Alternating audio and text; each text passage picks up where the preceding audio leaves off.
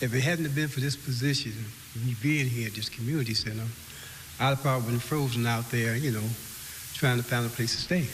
Dawu Mills has been homeless for a couple of months. He says this is the first shelter he's stayed at. No one should have to be out there in the cold. You know what I'm saying? So the first thing I said, where is humanity? Because with humanity, everything works out for itself. Humanity don't have excuses. People come together and make sure that everybody is safe. And this is coming here, I feel safe. Police drove him to the community center the day it started snowing. Mills says he feels at home.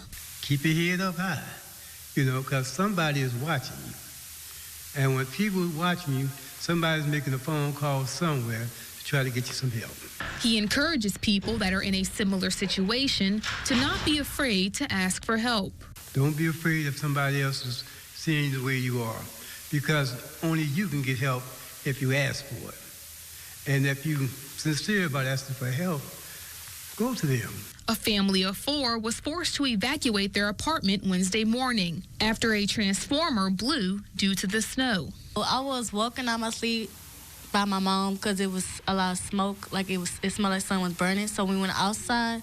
There's a lot of smoke everywhere, and it was like a boom. Khadidra Vance and her mother then helped in getting neighbors to safety. So then I ran out the gate, bammed on the door, bammed on the door, bammed on the door until she came out.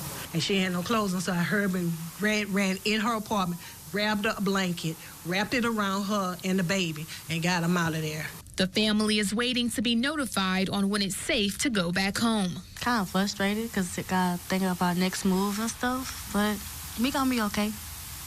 As long as we together, we gonna do anything together.